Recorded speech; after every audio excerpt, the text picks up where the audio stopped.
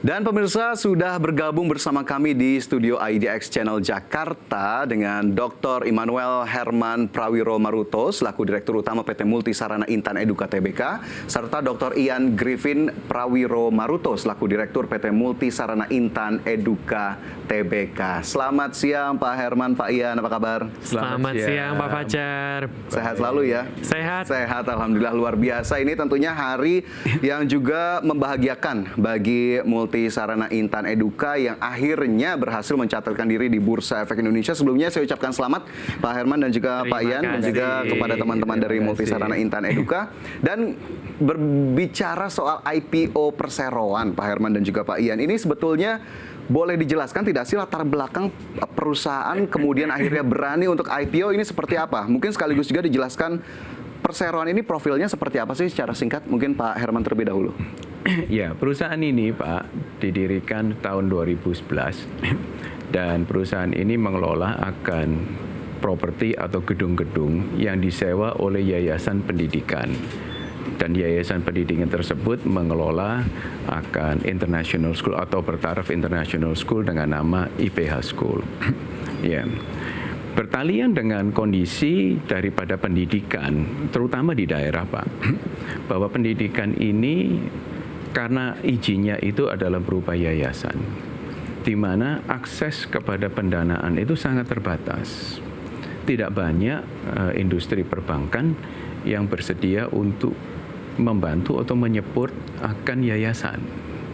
Oleh karena itu, maka pendidikan itu sangat terbatas sekali akan jangkauannya. Nah, kami melihat akan hal tersebut, kami melihat bahwa satu-satunya jalan adalah kalau kami ingin membantu akan pendidikan, khususnya di Indonesia bagian timur, kami harus bisa melantai sampai ke bursa.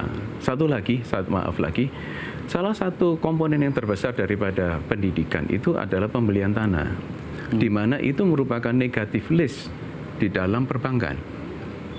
Nah, dengan kami melantai di bursa ini, justru IPO kami, dananya kami itu digunakan untuk memang ekspansi infrastruktur, termasuk di dalamnya adalah pembelian tanah. Jadi itu salah satu tujuan kami untuk bisa menjembatani, mendukung, menyeport akan dunia pendidikan, terutama di daerah-daerah Pak itu.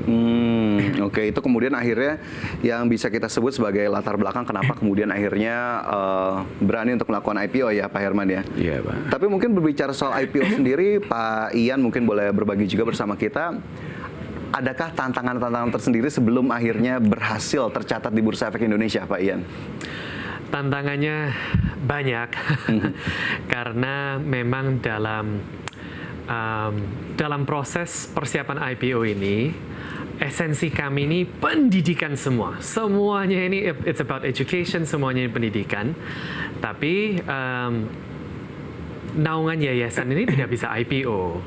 Oleh karena itu memang PT MSIA Tbk ini adalah one of a kind, ini pionir yang pertama sebenarnya di bidang pendidikan. Dan oleh karena itu butuh waktu, saya rasa dari sisi kami, bursa pun butuh waktu, dan saya rasa teman-teman media dan masyarakat pun it takes time ya untuk ini apa? Karena mungkin agak nggak common gitu ya. Iya, karena ini yang pertama. Oke, jadi memang itu menjadi tantangan tersendiri. Tapi akhirnya di perjalanan ya sampai dengan prosesnya saat ini akhirnya lancar ya Pak Ian ya? Lancar. Dan kita sangat berterima kasih dan bersyukur. Oke, luar biasa sekali. Itu kemudian akhirnya Multisarana Intan Eduka bisa berhasil mencatatkan diri di Bursa Efek Indonesia. Nah, masih soal IPO. Tadi kan latar belakangnya sudah dijelaskan gitu. Tapi kenapa sih kemudian IPO ini menjadi pilihan utama untuk dilakukan, Pak Herman? Apakah kemudian ini menjadi instrumen pertama yang dimanfaatkan oleh perseroan di pasar modal? Ya, sebetulnya salah satu yang kami sudah pernah menjajaki adalah rate, Pak. Oke. Ya, cuma rate itu mungkin masih belum terlalu populer di pasar modal Indonesia. Makanya waktu kami diizinkan dan kami berterima kasih kepada IDX ini untuk berani memberikan kesempatan kepada kami. Iya. Itu kami betul-betul. Karena kalau mau dikatakan mereka heran, mereka terperangah, tetapi mereka berani memberikan kesempatan. Yes. Dan kami juga berani untuk menjadi first mover istilahnya itu. Karena kami harapkan di belakang kami nantinya ada banyak juga yayasan-yayasan pendidikan yang bisa tertolong dengan melakukan hal-hal seperti kami. Oke, berarti diharapkan bisa jadi katalisator begitu ya untuk first kemudian mover first mover ya, first mover. Oke. Tapi melihat hal tersebut begitu ya, dari bursa sendiri apakah kemudian ada apa sih dorongan yang kemudian diberikan sehingga akhirnya sepertinya ini menjadi insentif tersendiri bagi perseroan untuk kemudian bisa mantap melaju IPO ini, Pak Ian? Apakah memang disediakan papan khusus mungkin bahwa MSCI ini masuk di papan tertentu sehingga akhirnya semakin berani untuk IPO? Memang di saat ini PT MSCI ini berada di papan akselerasi, papan aksel. Secara size sebenarnya kami bisa di papan pengembangan, cuman memang dari proses persiapan IPO ini yang paling penting adalah start somewhere. Mulai dulu ya. Yang paling penting adalah mulai dulu. Karena kami secara internal pun kami tahu where we're going. Growth internalnya ini kemana kami tahu. Begitu. Jadi kemudian akhirnya bursa juga melihat demikian, keyakinannya dari perseroan seperti apa, sehingga akhirnya papan akselerasi ya ini juga menjadi good start gitu ya untuk kemudian bisa kemudian berkembang lebih jauh lagi untuk perseroan. Lantas masih soal IPO, kita bicara soal raihan dananya nih mungkin ya. Raihan dananya sebetulnya yang sudah terrealisasi dari para investor, apakah sesuai target Pak Herman? Dan apakah ini bisa kemudian menggambarkan respon investor terhadap IPO perseroan? Saya rasa Pak, kalau dari raihan dananya ini adalah yang paling bagus pada saat ini. Karena industrinya itu juga sesuatu yang baru. Iya kan, sesuatu yang baru. Dan size-nya kami dan lain sebagainya itu yang pas. Jadi kalau Bapak ngomong, loh kok nggak lebih besar dan lain sebagainya, tidak. Karena kami membidiknya memang siapa kami juga. Lalu industrinya kami bukan real estate murni. Itu jadi investor juga perlu education ya. Jadi karena memang ini spesifik sekali begitu ya, bahkan komitmennya saja bisa tergambar di bidang pendidikan begitu ya, yang memang real estate tapi juga pendidikannya menjadi diutamakan. Investor perlu apa namanya edukasi lebih lanjut begitu ya. Betul. Oke, tapi jika kita lihat perjalanan sampai IPO, Pak Ian, investor tuh mungkin memberikan ada respon tersendiri tidak sih yang ditangkap oleh perseroan sebetulnya sampai hari ini kemudian akhirnya berhasil IPO? Saya rasa dari book building, it was very positive. Jadi dari book building kami oversubscribe. Tapi lebih dari itu, dalam persiapan IPO ini tadi kami juga ngobrol santai nih dengan para profesi penunjang, tamu, dan lain sebagainya. Ada satu hal yang saya tangkap dari hari ini. Rata-rata semuanya ini excited karena pendidikan. Ini ESG portfolio. Pendidikan. Dan ada motivasi lebih daripada just, of course, secara perusahaan kita akan tanggung jawab, returnnya dan lain sebagainya. Tapi ada motivasi ekstra karena ini untuk perkembangan Indonesia.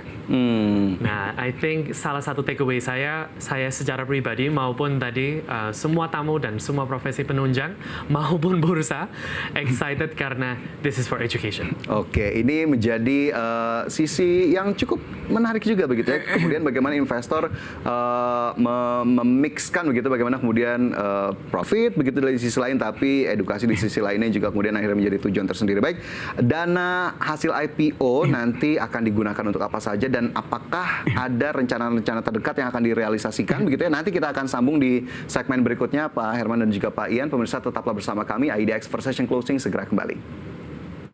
Ya, kembali bersama kami dalam IDX for Session Closing, pemirsa, dan masih bergabung bersama kami juga di studio IDX Channel, Dr. Immanuel Herman Prawiro Maruto, Direktur Utama PT Multisarana Intan Eduka Tbk, dan Dr. Ian Griffin Prawiro Maruto, Direktur PT Multisarana Intan Eduka Tbk. Pak Herman, Pak Ian, kembali kita lanjutkan diskusi kita kali ini. Saya ingin menggali soal dana hasil IPO. Ini akan digunakan untuk keperluan apa saja? Sesuai dengan prospektus, 70% daripada dana tersebut itu akan digunakan untuk CAPEX, Pak. CAPEX itu artinya untuk mencari lahan baru atau untuk mencari sekolah baru. 30% digunakan untuk operasional perusahaan. Jadi, Oke. ya, itu yang memang kami taruh di dalam prospektus. Oke. Dengan demikian, apa yang merupakan kekurangan atau dikatakan kesenjangan yang selama ini menghambat akan pertumbuhan daripada gedung-gedung sekolah yang yayasan butuhkan, itu bisa kami penuhi. Oke. Jadi dana hasil IPO tadi pembagiannya 70% dan juga 30% begitu ya untuk berbagai keperluan. Yeah. Tapi setelah IPO, dana hasil IPO juga tadi sudah dikantongi begitu ya dalam kata lain, target terdekatnya berarti apa ini? Adakah kemudian agenda prioritas yang akan dilakukan di jangka pendek? Ya, sesuai dengan sama seperti yang sesuai dengan di prospektus kami akan konsentrasi untuk spend atau untuk dana 70% itu di 2 provinsi, yaitu Bali dan di Jawa Tengah, Pak. Oke. Ya, itu. Oke, baik. Jadi memang itu yang kemudian terdekat yang akan dilakukan dari raihan dana IPO begitu ya. Tapi jika kita lihat kembali, kita gali lagi, mungkin banyak teman-teman ataupun sobat investor dari pemirsa IDX Channel yang ingin tahu juga sedikit mungkin bocoran kali ya, atau mungkin ikhtisar mengenai keuangannya sedikit begitu. Mungkin ada yang bisa digambarkan nggak sih Pak Ian ataupun Pak Herman, sejauh ini perusahaan seperti apa kinerjanya? Mau Ya. structure dulu? Saya rasa, Pak, kami kinerja perusahaan sejauh ini yang pertama-tama kita nggak ada utang. Itu yang paling penting. Dan selama 11 tahun ini kami mengalami akan pertumbuhan yang cukup baik dengan kepastian arus kas dan margin yang cukup bagus. Itu kuncinya di situ. Yang lain adalah kinerja kami efisien, kita lean team management, kami ekspansi new asset acquisition, dan kami berusaha untuk meningkatkan utilisasi kami dengan multiple tenant strategi. Oke. Itu yang kami. Nah, berdasarkan tadi informasi yang sudah di-share oleh Pak Herman, maka dari itu PT MSI ini siap ekspansi. Oh. Oke, siap ekspansi. Nah, ini yang menarik. Ekspansinya apa mungkin tadi sudah sedikit di-highlight begitu, tapi Pak Ian ada yang ingin ditambahkan tidak? Ini sisi ekspansinya dan juga mungkin untuk kinerja keuangan ke depannya seperti apa sebetulnya? Jadi memang secara bisnis model cukup sederhana. PT MSI Tbk ini akan anchor tanah dan bangunan sekolah, dan di konteks industri pendidikan ini beban yang sangat berat. Ini bisa 70, ini besar sekali. Ini yang akan di-anchor oleh PT MSI Tbk. Nah, oleh karena itu memang kami sudah dalam tahap persiapan yang tadi Pak Herman sebutkan provinsi di Jawa Tengah dan Bali, kami sudah melakukan due diligence. Dan kami berharap akan segera terrefleksikan di laporan keuangan. Laporan penggunaan dana nanti. Penggunaan dana, ya kita hopefully kan akan terrefleksikan juga nanti di laporan keuangan yang berikut-berikutnya. Dan dari ekspansi ini kan of course dari sisi PT MSIA, income-nya, this is the multiplication. Ini yang jadi ya bagi investor kan itu yang menarik. Kita nantikan begitu ya nanti bagaimana kemudian terrefleksikan di laporan keuangan terkait tadi penggunaan dana IPO, kemudian aksi-aksi terdekat yang akan dilakukan. Oke, tapi kalau kita berbicara soal industrinya sendiri, ini seperti apa sih sebetulnya Pak Herman industri real estate, apalagi di bidang edukasi begitu ya, dan tantangan bagi Multisarana atau MSIA ini sebetulnya apa di tengah kondisi industri saat ini? Saya rasa kalau kita lihat, tantangan yang utamanya itu adalah, apalagi karena kita bergerak di dalam sektor pendidikan swasta. tantangannya adalah bahwa generasi yang sekarang ini milenial ya. Millennials dan Gen Z gitu ya. Gen Z, Gen Z. ya. Mereka itu mempunyai akan anak yang lebih sedikit jumlahnya. Mungkin 1 atau 2, di mana perkembangan daripada anak-anak yang masuk sekolah itu di kota-kota besar menurun. Oke. Nah, tetapi berhubungan dengan itu, orang tua menjadi lebih, istilahnya dalam bahasa Inggris, picky atau lebih pilih-pilih Iya. dan lebih serius di dalam memilih akan sekolah mana yang baik. Nah, kami tertantang untuk menyediakan sarana prasarana yang terus berkembang, ya itu, sehingga bisa menunjang industri pendidikan yang semakin matang, yang semakin mature. Artinya, kalau pendidikan itu tidak dikelola dengan baik, ya baik dari segi infrastruktur, prasarana dan sarananya, sekolah itu akan mengalami penurunan.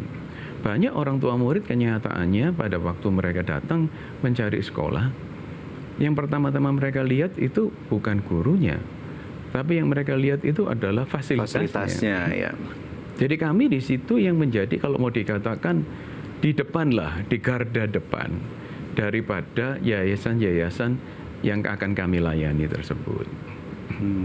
Oke, jadi memang tantangan tersendirinya di tengah perkembangan saat ini begitu ya. Tentunya perusahaan juga harus bisa kemudian berpacu dengan apa yang terjadi saat ini. Baik, itu juga kita harapkan bisa teratasi dalam tanda kutip dengan berbagai strategi ataupun rencana yang akan dilakukan oleh perseroan.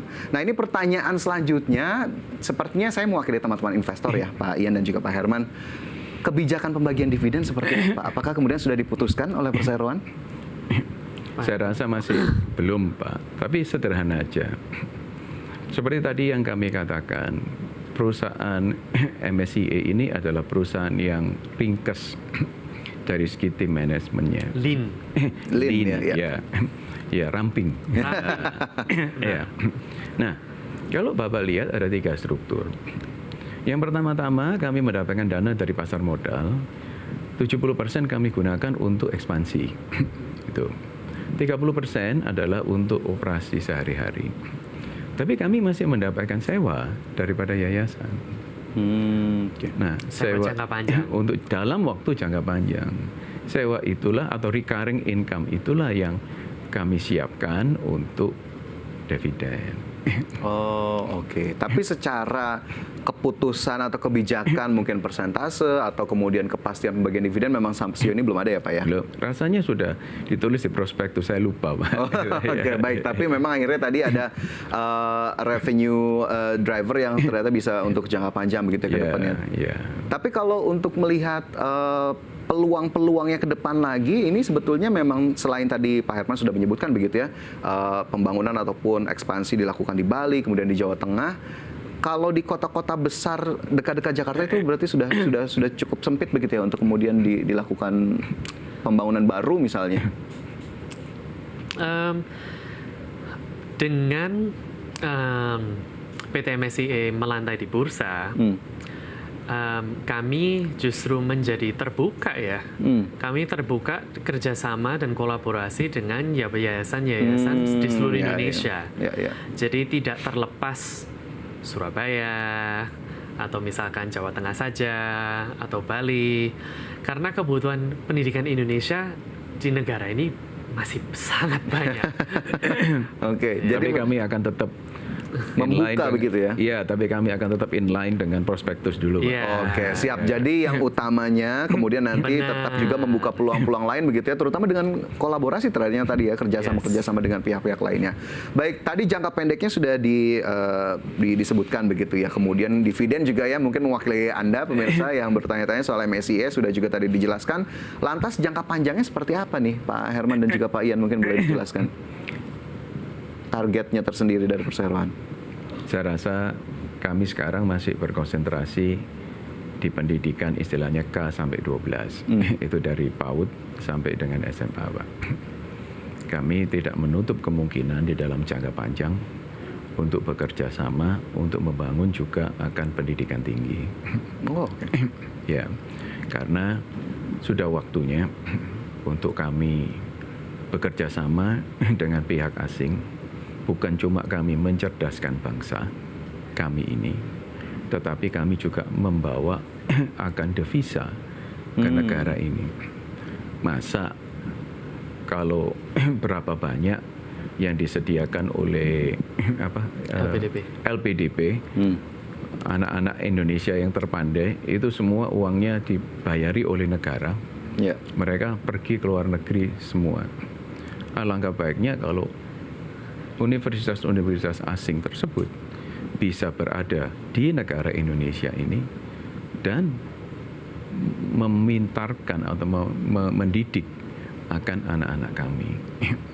Oke, jadi ada kemudian peluang ke sana karena memang sudah ada beberapa universitas dari luar yang memang sudah buka di Indonesia begitu ya. Ini kemudian bisa diperluas lagi berarti ya.